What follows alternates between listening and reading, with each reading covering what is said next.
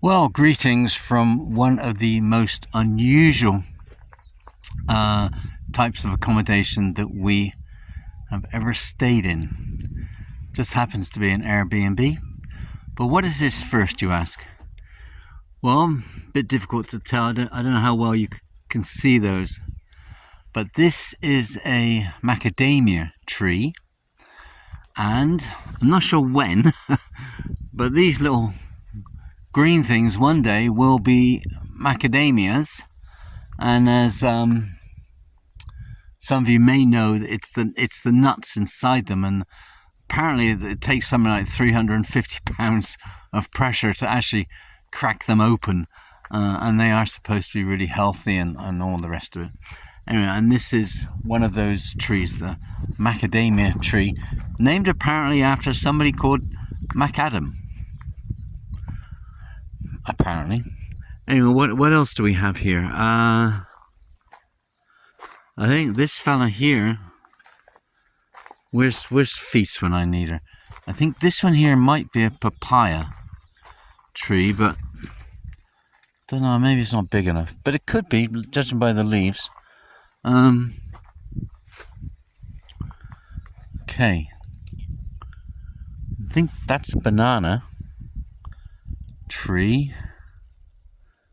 And elsewhere on this property, I think there's avocado up there, maybe cocoa. Can't tell. Kind of looks like.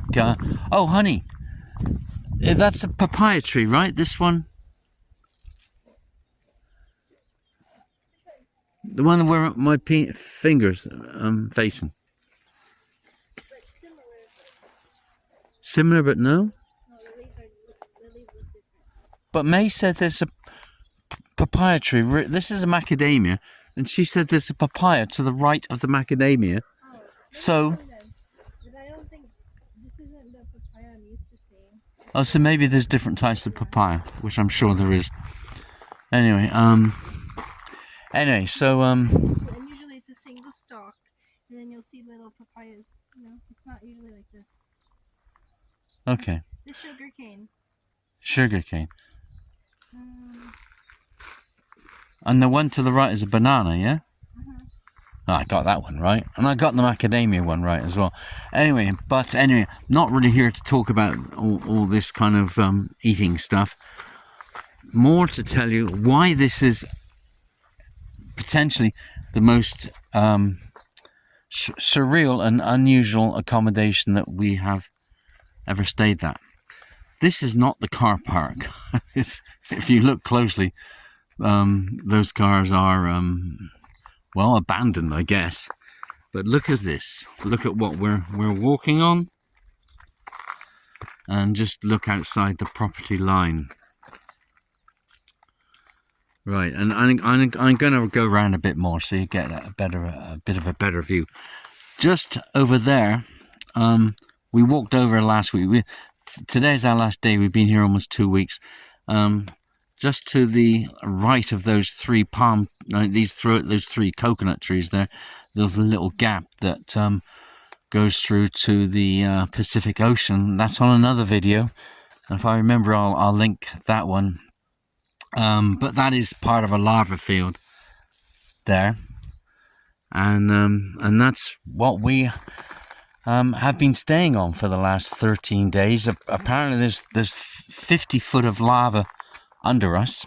At some parts further east, there's about 100 foot of lava under the houses, which of course are built on top, right? I mean, obviously, you got a bunch of lava coming down towards you.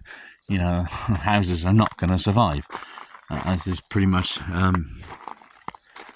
everything else. But you see, we've got plenty of the lava on this property, and one has to be careful. I mean, I suppose if you had flip-flops on, you'd have to be a little careful. I guess you could do it, but if you were to fall over and sort of bang your knee, well, anything really, some of this stuff can be quite sharp, and it could be quite nasty, I would think. Now, this property is off-grid, right? So that it's not connected to the electric grid, water grid, anything like that. as are a lot of the properties around this, let's call it a subdivision. It's called Kalapana Gardens. There's quite a bit about it if you go online, and because it's had 1 or 2 problems these last few years. Anyway, so most of these properties are off-grid and have solar panels like this. And of course that's connected to, that's what powers there's the house there, right? A nice house actually, probably the largest property in Kalapana Gardens right now. But that's where the electric comes from. Today is not a sunny day. So, and apparently normally when everything's charged up, you get about 2 days worth of electricity. But today is cloudy, so who knows, maybe the lights will go off at some point. Anyway, there's a generator actually. There's a little room back there, and that room there, and there's a I can just about see it. There's a generator there that would kick in. Anyway, yeah, so this is still the property. Walking out here, and this actually there's a road here that goes from a road down there to that property over there, but it's still on the property of the Airbnb actually. She lets this fella use the road to get to his property, and if she didn't, then he would have a problem if trying to drive out, because there's nowhere else to go. But anyway, yeah, so you can kind of see what all of this is. And there's a neighbour there, got one dome, apparently got another one on its way. And just to the right of the dome are more solar panels. So not unusual to see solar panels at all. I guess you could have generators as an option, although I haven't heard any. So I'm guessing that everyone's got solar panels. It's just too awkward to connect all of this up to the grid right now. And that's, a lot of lava here. Like before this lava came down, I think I'm tempted to say 2014 there was some, late in 1996, something like that. But before that, there was a regular fishing. It was a fishing village actually, with houses and roads and all the normal stuff. And well, that's all under. Anyway, so here's the house, and I'm just wandering around the garden here. And if I head out this way, so I just stepped into an abyss. Anyway, coming up to the house. It really is a nice house, actually, I have to say. Must admit. Anyway, go around now. Where somewhere? Oh, there. All of that white thing is connected to a well down there. I'm not sure how deep. There is a well. So apparently, no water problems on this particular property. Some of the properties do, but apparently not here. Actually, it's like an unlimited supply, almost. Well, limited to all normal events, I suppose. But look at this. This isn't at all unusual. These houses here are built on stilts because obviously with the lava, it's uneven, it's jagged, it's rocks, and it would be, not possible to just, lay a house on top of it. You got to build something. And here there's a part of a concrete foundation there, all of that there. But then you can see how this is. I don't know what these bases are called, but there's a few of them, quite a few, and that's what the entire house sits on. There's like, how many? I don't know what you call them. There's probably a technical term for these things, but they're around the outside. They're inside as well. I don't know how well you can see that. It's a good storage area as well, of course. But yeah, this is what the house sits on, and this is the way it has to be. I suppose you could just build a concrete foundation and build on top of that. So I guess there's pros and cons either way. This way you get a nice bit of storage, actually, I have to admit. Yeah, a really tropical garden, actually. All sorts of things going on here. All sorts. This here is water. You see quite a few of these water storage units. A lot of people got them, actually. And here there is the well connection. This, I think, is a reserve. I'm not sure how much water is in there or not. You see a lot of these around, actually. And then it's obviously with the piping, connected to the house. That, I think, is a generator. And I'm not sure what's under this, what these are for. If you know, just put it below. Anyway, see, look at that.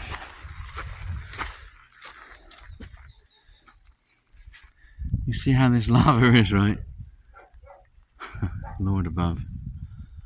I mean, I wouldn't want to be here when that came down, that's for sure. But you get the idea. You just get the idea. I mean, it's apparently when this stuff comes down, it's quite the sight to behold. And apparently a lot of people get very emotional about it, actually. I mean, even though on the one hand they're maybe seeing their houses destroyed and everything else, it's all to do with that power of nature. When this came down, it wasn't this color. It would have been red and molten and all of that. And it would eventually have got as far as the water over there, the other side of all those trees. And then, it creates coastline. I mean, there's one interesting, just a few miles east of here, there's one subdivision. They lost 13 acres because of the lava. But then their coastline apparently gained a few hundred acres. Because this lava eventually, that's what happens. It gets down as far as the sea. Of course, it cools it down. And then it just piles on top of each other and creates more land. Oh my word. Amazing, really, when you think about it. I'm not sure what these things are. Not sure. Oh, and I don't know what these things are either. Anyway, I'm not too good at all this, tropical fruit stuff. There is somewhere around here. Honey, is this avocado or cocoa? Initially I thought avocado. Well, when you look closer, but it's too big for. You think it's avocado? You don't. Could it be cocoa? But it's too big for cocoa, isn't it? Or cacao? Cacao, yeah. Forget I said cocoa. Cacao. It looks too big for that. But maybe not. And then t'other thing, I'm trying to find the pineapple. Okay. Oh, very nice, honey. Okay, where's the pineapple? Anyway, it's one of those small ones, right? Oh, here it is, I think. Has pink leaves. Here we go. So cute. A little cute pineapple. 3 of them. 3 of them? Where's the others? 2, 3. Oh yeah, look at that. Now that fella's got pink bits and pieces for some reason. And that one doesn't. Oh, there's another one down there. Oh yeah, how about that? Another one. I think if it gets bigger, it loses the pink. Oh, is that what happened? I'm not sure. Oh, okay. Anyway, so not all the properties around here are going to be like this. This, I think, is the biggest house around here. So it does have its own well, which a lot of these places don't. So it's been great for Feast and I. Wi-Fi. Oh well, Wi-Fi. Now that can, of course, definitely be a problem. Apparently, some of people around here may have Starlink. Now, if you got Starlink, okay, fine, you know, you gotta spend a few thousand to sort of get it up and running, and then there's that monthly fee, then of course that's going to be okay. Laying cables under all of this, like digging holes and you know, putting electrical cables or, you know, fiber optic cables and all that stuff, well, clearly that's a bit of an issue. I would think. And the Wi-Fi from the house comes through the air. I think she uses AT&T. You know, but there's going to be other companies, not just that one. But you know, to be fair, it was kind of okay. But if you actually absolutely had to have Wi-Fi, decent, reliable Wi-Fi at all times, and especially if there's a few people in the house, it can be a problem, right? So if you are thinking of staying in Kalapana Gardens and you absolutely must have Wi-Fi, you know, you need to absolutely make sure somehow that it's going to be okay, and be prepared, you know, to maybe, you know, come to Kalapana Gardens, stay wherever it is, and then be let down and have to move on. Just down there somewhere, I'm not sure where, there's a hostel. Now I'm not sure if it's a youth hostel in that strict sense of the word, and I don't think it's the type of hostel that, say, asylum seekers would stay in, I think, but they call themselves a hostel. Apparently someone is telling me it's like $99 a night in a dorm, which, you know, just seems bonkers. You know, we're not paying anything like that. And apparently their Wi-Fi can be a bit iffy. But you know, times change. You know, this is middle of April, almost 2024. By the time you're listening to this video, then, you know, who knows? You know, there might be more houses here. Hey, who knows? More lava may have come down. I mean, just over there is what's it called? That one beginning with K? Killer whale, not killer whale. Kilauea. And it's from there that the lava spewed out and came, well, this way and over to the right, and created, you know, what you see in front of you. And of course, you know, with these volcanoes, you know, there's no real way of knowing precisely when they're going to do their thing. It's a slow type of lava, apparently. It's not pyroclastic, so it doesn't come down as fast as that. So there is a bit more notice, apparently, to people. There's a church over there that apparently was somewhere else, and there was enough time to actually, you know, move it. It was on rollers or something like that. I mean, it wasn't like taking down, you know, planks one at a time, or bricks or whatever they used. The whole thing was on some sort of roller thing, and that was put over there. So there was a bit of notice, you know, to do that sort of thing. Anyway, and say just down there, if you follow this road, maybe about, I don't know, a third of a mile, something like that, you come to, I don't know, the main road, if that's the correct expression. That is the Kalapana to Pahoa road. Pahoa is a town that's over there about 11 miles. And it's not like a proper road, it's actually the emergency route as well, so that when there is a problem, people can use that road to sort of escape. And what happens, like if you follow this road down to the main road, turn right, after about 11-12 miles you come to Pahoa.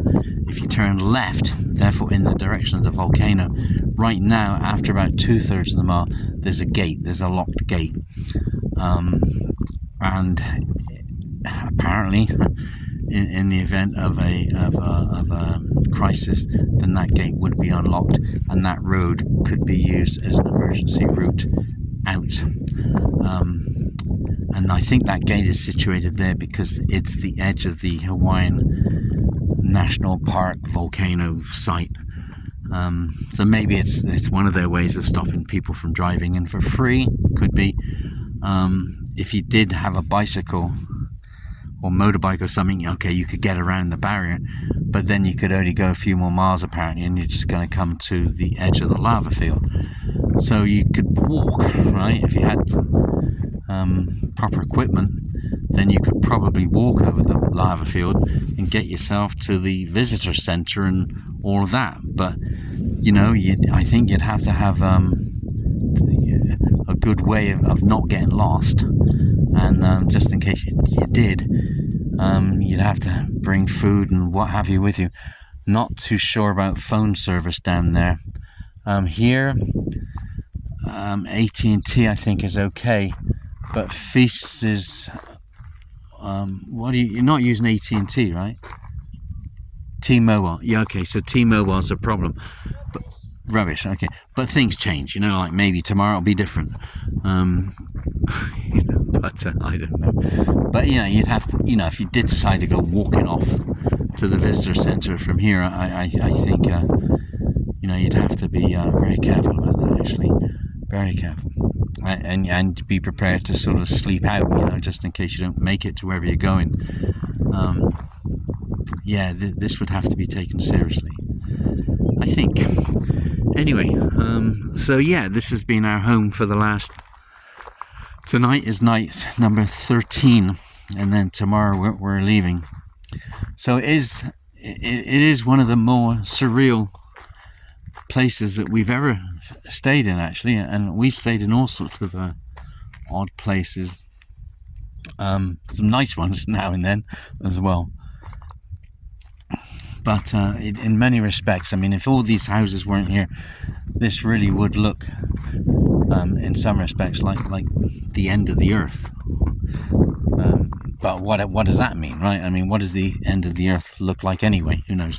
You can see quite a few people have used the rocks to build walls, that kind of thing. We've got a couple of little Easter Island statues there. Anyway, we're going to go for a little drive now, so yeah, hopefully I'll put all these videos together.